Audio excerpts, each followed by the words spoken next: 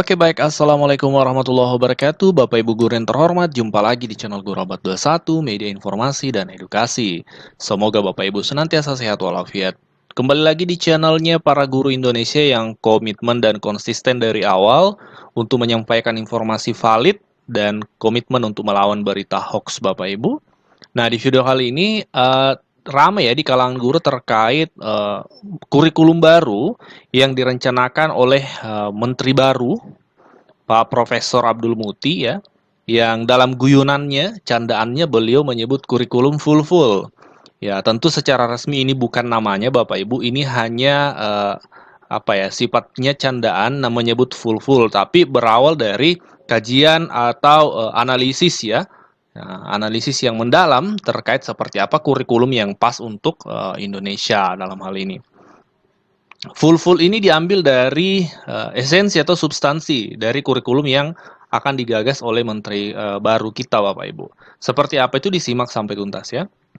Jadi baru-baru ini dalam sebuah video, dalam sebuah diskusi ringan ini nampak Pak Menteri memaparkan ya semacam memberikan bocoran ya. Ini bukan dalam kondisi formal, ini hanya beliau menyampaikan idenya terkait kurikulum baru ya yang ada dalam benak Pak Menteri. Ini diposting kalau kita lihat Property by MBS ya, Ki Bagus Hadi Kusumo ya. Nah, yang digagas Pak Menteri ke depan itu pembelajaran deep learning. Deep learning kan kalau kita translate ke pembelajaran ke bahasa Indonesia adalah pembelajaran mendalam ya. Deep learning menggunakan pendekatan pembelajaran yang lebih mendalam. Deep learning membantu siswa memahami materi secara lebih baik melalui metode yang menekankan pada pemikiran kritis dan eksplorasi Bapak Ibu. Nah, terkait deep learning ini ada tiga kemudian komponen, ada tiga yang akan diusung ya. Yang pertama, konsep pembelajaran mindful. Nah, mindful ini maksudnya sadar. Apa poin yang disampaikan oleh Pak Menteri ada dua yang kami tangkap. Yang pertama, guru sadar atau peka bahwa murid itu berbeda-beda. Tidak sama ya. Ini mungkin arahnya ke diferensiasi ya. Untuk kita mengenalnya saat ini, peserta didik itu memiliki karakter yang berbeda-beda, memiliki kognitif yang berbeda-beda. Sehingga guru harus sadar dengan keberagaman dari peserta didik ini. Yang kedua, pembelajaran mendorong murid untuk berpikir selama proses belajar.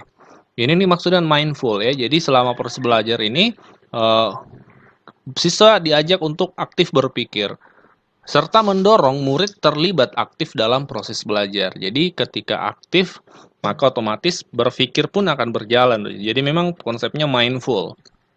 Yang kedua, meaningful atau pembelajaran bermakna. Dalam mempelajari suatu materi, murid paham apa tujuan atau gunanya murid belajar materi tersebut.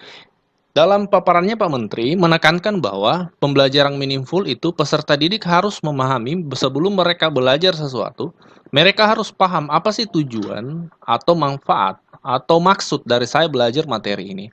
Dengan memahami dan menyadari bahwa saya belajar ini untuk ini, maka pembelajaran itu akan lebih bermakna. Jadi tidak guru serta-merta langsung mengajarkan materi dan seterusnya tanpa siswa disampaikan di alam bawah sadarnya tujuan belajar dari materi tersebut. Itu meaningful. Yang ketiga adalah joyful atau menggembirakan. Pak Menteri di dalam paparannya tidak menggunakan istilah fun ya. Karena selama ini yang menurut Pak Menteri ya, yang dipahami di lapangan tentang pembelajaran fun itu adalah artinya lucu ya, funny learning. Artinya tidak selamanya menggembirakan itu lucu yang disampaikan oleh Pak Menteri. Tapi ketika joyful yang dimaksud itu tidak selamanya pembelajaran harus lucu ini ya penjelasannya. Tapi termasuk juga ketika siswa mengetahui atau menemukan sesuatu yang baru. Nah, itu ketika siswa mengetahui sesuatu yang baru atau menemukan sesuatu yang baru, itu ada rasa kegembiraan. Nah, kegembiraan ini yang dimaksud dengan joyful. Jadi tidak selamanya pembelajaran harus lucu-lucuan dan seterusnya. Kemudian, peserta didik memahami maksud atau manfaat pembelajaran dan tidak dalam posisi tertekan dalam belajar. Ini yang dimaksud dengan menggembirakan. Jadi menggembirakan itu menemukan sesuatu yang baru, mengetahui sesuatu yang baru, mengetahui manfaat pembelajaran itu, dan tidak tertekan dalam proses belajar.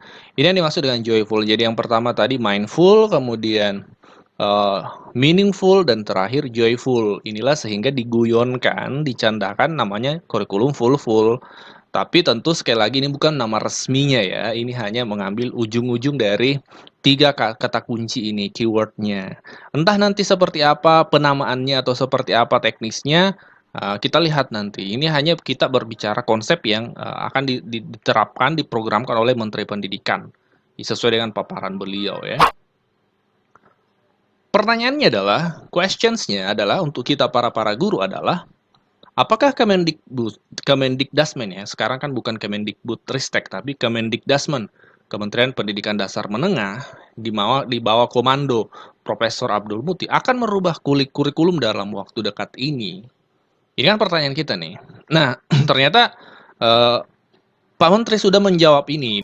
Nah, jawabannya itu dalam sebuah video, bisa juga disimak di media-media nasional ya. Ini salah satunya dari Deep Learning, dari suara.com ya. Di sini tercantum keterangan dari Pak Menteri, seperti ini jawaban dari Pak Menteri. Itu semuanya masih dalam proses pengkajian. Karena kan kami tidak mungkin melakukan perubahan di tengah tahun ajaran. Jadi perubahan atau tidak ada perubahan akan kami sampaikan di awal tahun ajaran. Jadi betul ya, Pak Menteri tidak ingin tergesa-gesa merubah sesuatu atau tidak merubah sesuatu, keputusannya itu bisa kita ketahui nanti ya menjelang tahun ajaran baru ya. Kita ketahui tahun ajaran kan di 2025 itu tetap di bulan Juli ya. Jadi untuk saat ini masih dalam proses pengkajian seperti itu. Yang disampaikan Pak Menteri tadi terkait kurikulum deep learning, kemudian meaningful, joyful, dan mindful tadi itu adalah sebuah konsep yang ada di benaknya Pak Menteri. Apakah kemudian ini akan diterapkan dengan konsep kurikulum baru atau kurikulum merdeka yang disempurnakan? Itu nanti kita lihat sebelum tahun ajaran baru, Bapak Ibu ya. Jadi tidak perlu khawatir mengatakan oh tiba-tiba akan berubah kurikulum lagi dalam waktu dekat, tidak ya. Karena sesuai penyampaian Pak Menteri, nanti akan diumumkan menjelang tahun ajaran baru. Pak Menteri paham betul kok bahwasanya kita sekarang ini berada di pertengahan tahun ajaran ya. Jadi akan kurang tepat rasanya merubah serta-merta sebuah kurikulum. Ya, idealnya kan di awal tahun ajaran baru. Nah, Bapak Ibu, demikian pembahasan kita hari ini terkait video yang ramai di kalangan guru. Ini perlu kita bahas sama-sama supaya kita mendapatkan informasi valid. Silakan dikoreksi di kolom komentar jika ada yang dirasa keliru dari apa yang kami sampaikan. Silakan ditambahkan jika ada yang kurang. Kita jadikan kolom komentar sebagai media sharing, media diskusi untuk seluruh guru Indonesia. Kita jumpa di video berikutnya, Bapak Ibu. Sehat selalu. Wassalamualaikum warahmatullahi wabarakatuh.